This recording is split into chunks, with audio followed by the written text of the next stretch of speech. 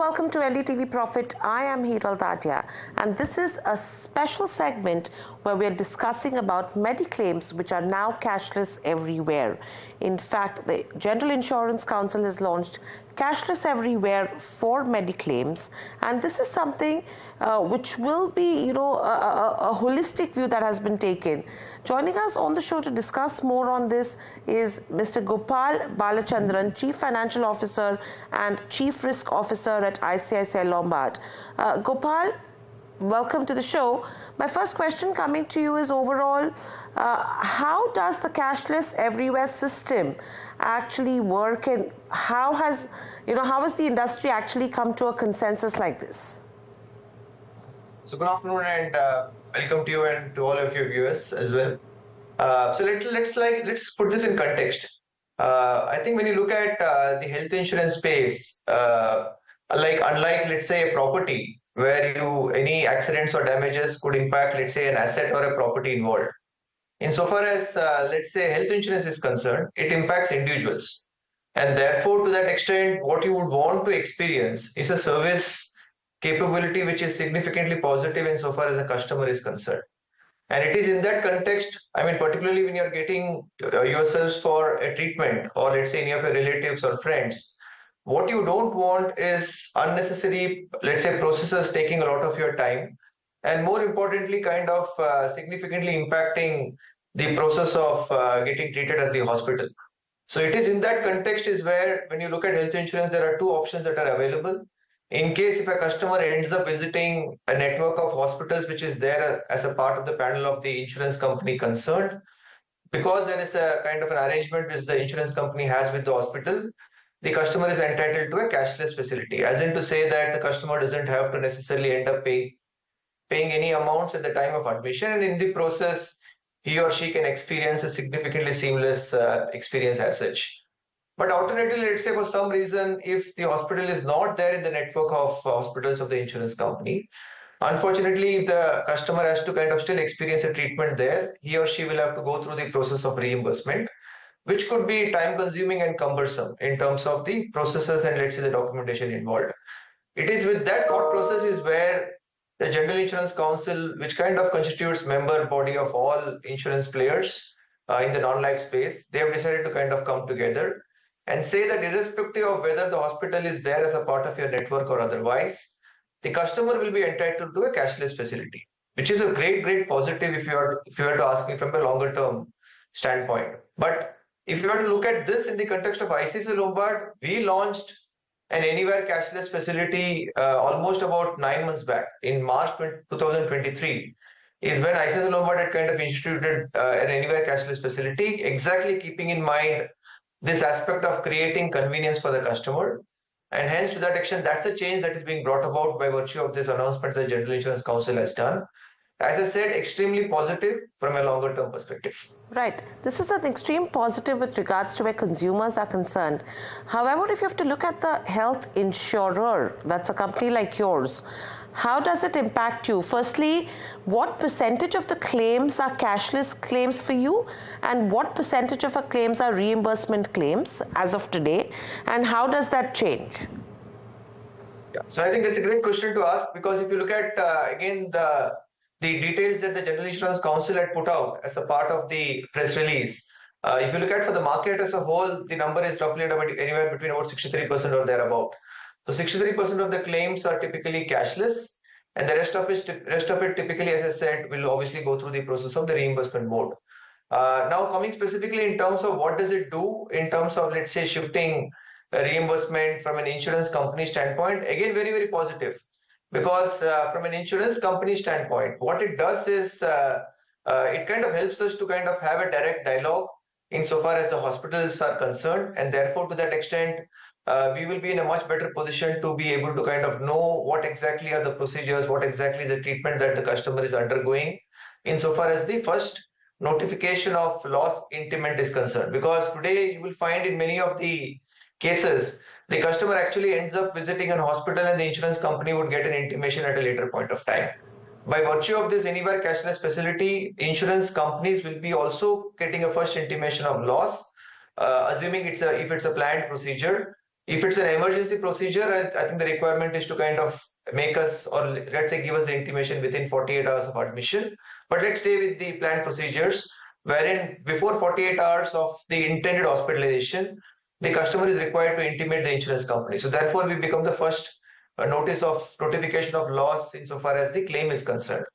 To what we have generally seen in the context of reimbursement, it does kind of come fraught with some elements of fraud, and therefore in the process of instituting an anywhere cashless facility, clearly from an insurance company and more importantly also from a market perspective, it possibly will result into, let's say, a reduced number of hospitalization, which in turn will again be very, very positive insofar as policyholder pricing is concerned. And that is exactly what you want. You would want to obviously keep insurance affordable at all points of time, and at the same time possibly try and minimize instances of frauds insofar as the customers are concerned.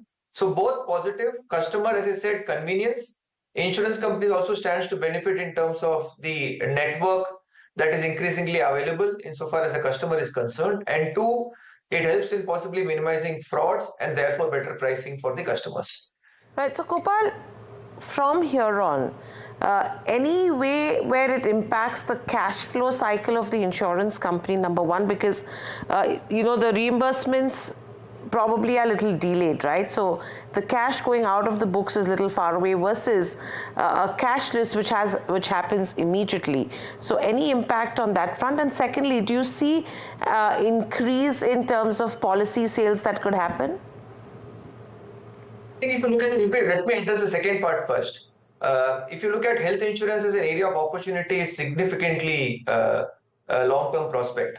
And if you look at the levels of penetration that is existing in the market, I think we have a long runway for growth, at least insofar as the health insurance space is concerned, which is why health insurance by far is the largest growing segment insofar as the market is concerned, even if you look at the last, I would say, 5-6 years. Despite that, I think the runway for growth is significantly long-term, and therefore, to that extent, not only arising out of this specific change that is being brought about, but even otherwise, I think the potential for this market is significantly long-term. So hence, we will continue to see, and today I'm sure, thanks to COVID, in which ways I think the level of awareness, the need for an insurance, the need for a top-up cover, etc., all of that is clearly positive insofar as the long-term potential of the segment is concerned. To your first point on will this entail any kind of a change insofar as costing is concerned, I think I would say that I don't think this will any kind of materially change the overall cost structures. Rather, as I said, it will only be a very positive development, because even when we were offering a cashless facility, it all depended on what kind of a arrangement or a procedure that you had with, let's say, the individual hospitals where there is a part of the network. There could be predetermined cycles within which, let's say, settlements would be happening with the individual hospitals concerned. And hence, to that extent, even this change of anywhere cashless will again be subject to a similar thought process, given the fact that we will have more number of hospitals as a part of the network to be kind of working with. We will obviously kind of work with a time period within which settlements could take place. But more importantly, as I said, the element of what otherwise would have led to, let's say, given that you're also exactly to your point on getting extended time, it is quite possible that, as I mentioned, could result into, let's say, unwarranted frauds at some points of time. So hence, again, when you put all of this together, I don't see this particular change in transition impacting so much of insofar as the costing of health insurance is concerned. Rather, some of the benefits that we're expecting out of this change is going to be significantly positive from a pricing insofar as customers are concerned. Right. Gopal, very quickly, we're running out of time, but a quick question. Settlement in terms of cashless, on an average, how many number of days does it take from insurer to hospital versus in reimbursement on an average? So let me just put the first part. I'm saying I will just address maybe a part before that. If you look at the time that it used to take for a customer to get an authorization request cleared from an insurance company could vary between player to player. Historically, for us, several years back, that process used to take almost about anywhere between 3 to 4 hours. Today, by virtue of various technological changes, today for a defined set of procedures, the authorization request for the customer happens in less than 90 seconds. That's for the customer to get a treatment done insofar as the authorization is concerned. And from there on, insofar the settlement is concerned, given the fact that for the customer it's a cashless arrangement, it does not impact so far as the customer is concerned. Any arrangement thereon between the insurance company and the hospital will be a case-to-case base. And hence, to that extent, as I said, it will all depend on what kind of an arrangement that you have entered into with respect to those individual hospitals concerned. Right. All right, Gopal. Thank you so much for speaking to us at NDTV and giving us those views, because this is something absolutely of consumer interest as well currently, and everyone is watching out for. So that is the CFO and the CRO at ICICI Lombard. But let's quickly slip into a short break. After the break, we will have Parthanil Ghosh, President Retail Business at HDFC Ergo, and Rudraraju Rajgopal, the Executive Vice President and National Head at Accidental and Health Claims at Tata AIG General Insurance, who will be joining us on the show to discuss more.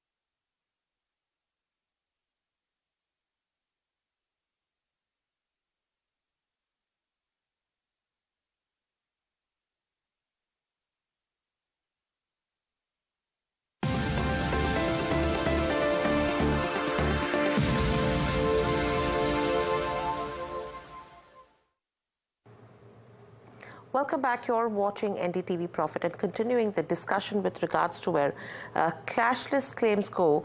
Rudraraju Rajgopal, Executive Vice President and National Head Accident and Health Claims at Tata AIG General Insurance, joins in. Rudraraju, my first question coming to you is, we know the way it will benefit consumers, the life for them changes. How does it really impact a company like yours, specifically from a cash flow perspective? Thanks for the opportunity, Hiral. Good seeing the afternoon. From a cash flow perspective, in the short run, there would be a little faster outflow because cashless tends to be a shorter tail. But I don't think it's a material difference in cash flows for us. Today, more than 6 to 7 or every 10 rupees we pay is cashless. So it's not going to materially impact us. Yes, in the short run, there'll be bigger outflows, let's say by 30, 60 days for the reimbursement portion, but it's not going to materially matter. So we also expect some time before this project, there's larger uptake. We just announced it, first day itself, we got more than 12 cases, people asking for cashless in non-network. So there's a lot of excitement in the insurance community, but we expect some time before it gets universally adopted. And from a cash flow perspective, it shouldn't materially impact in the long run. Short run, yes, for one cycle it will make a difference, but once cashless increases, the cycle, it won't materially impact. Anyway, health is a short tail business to start with. It's not like motor third party or something with a long tail.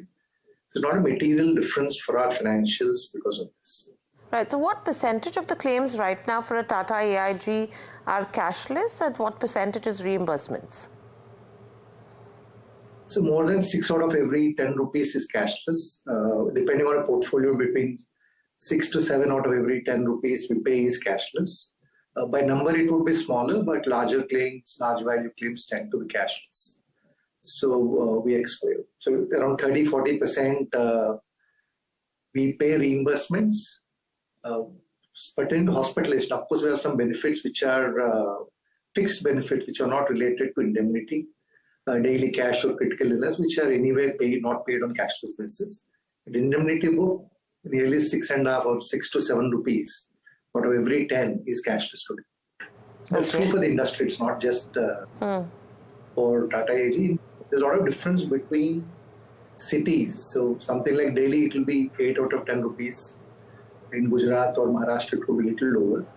But at a book level, a little over 60% is cashless payments for us. Right. Another thing I have, Rudraraju, is why this move? And secondly, do you think it will help insurance companies get an increase in terms of policy sales?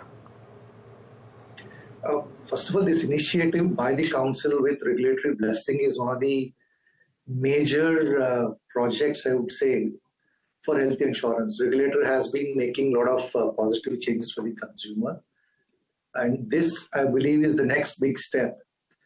The issue, business or no business have different perspectives slightly. Today, if you look at grievances in reimbursement versus grievances in cashless, there's a disproportionate number of grievances in reimbursement process. Because general customers don't understand the documentation required, they're not well versed with the insurance process. Because hospitals are better equipped to manage the process. So just from a customer service perspective, this is one of the best initiatives in a very long time. So any ease of customer journey will do well for the industry, for more business and less complaints or better service for the customer. Purely from a customer service initiative, it has great potential to remove a lot of the bottlenecks customers face in reimbursement. Nobody reads policies in so much detail, so people are not used to submitting the documents. Hospitals have dedicated TPA desks, trained people who can better manage this process. So just from that perspective, forget the cost element of it. It could make a dramatic difference in customer experience. When we do a satisfaction surveys and NPS surveys, the cashless scores tend to be very, very high compared to reimbursement.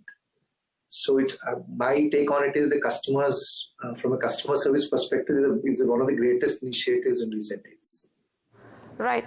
Another question I have with you is, in terms of cashless, what percentage is reimbursed and what percentage of it is something that the consumer will have to pay on an average basis, or is it going to be where it's end-to-end claims that will be settled? It's a little complex question to answer in a few minutes. It depends on the product you have. So one of our products, for example, we pay every part. There's no deduction at all. Policies have co-pays, deductible, procedure limits. Depends on the product you have. The limit of the policy. So one of the, as part of the initiative, we're requesting the customer to apply for cashless prior to admission. So before admission, the customer exactly knows how much will be cashless, how much is to be borne by the customer. Of course, in a retail product, we generally end up paying the complete claim. So that's a different thing, but we have range of products with co-pays, sublimits, deductibles, many more restrictions. So it depends on the product. The best way to deal with that is to actually apply for cashless prior to admission, so that on the day of admission, you exactly know what would happen. You won't have to run around trying to figure out how much to pay and how much the insurer is going to pay. So around 30-40% of cashless requests actually come prior to admission. More than 2/3, the request itself comes after admission. So if we can take this prior to admission, that could make another huge impact on customer service.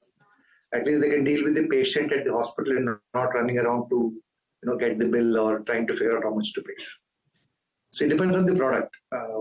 it could be as low as 500 rupees a claim, or it could be 30-40% of the claim. So read your product, apply for cashless in advance. You'll exactly get to know how much you're paying. Right. Thank you, Rudraraju, so much for joining us on the show and sharing the views. So clearly, a lot of perspective that we're picking up with regards to where the entire cashless claims are concerned in the health insurance space as well. And this is something which the General Insurance Council has launched. What this means is that clearly the cashless claims will be possible at all hospitals. They need not be a part of the insurer's network.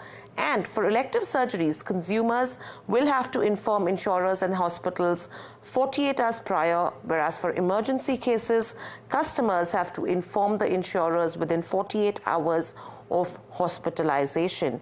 And the claims will be paid as per the terms of the health insurance policy. And this is mainly to help policyholders gain access to all hospitals and to help the industry tackle fraudulent claim issues. And the policyholders need not pay for the treatment out of pocket in event of hospitalization, subject to admissibility of claim. So that's what it looks like in terms of the entire scenario that is panning out so far. And 63% of the claims on an average currently are cashless, whereas 37% are via reimbursement. But completely out of time. With that, it's a wrap on this edition on NDTV Profit. Thanks for watching.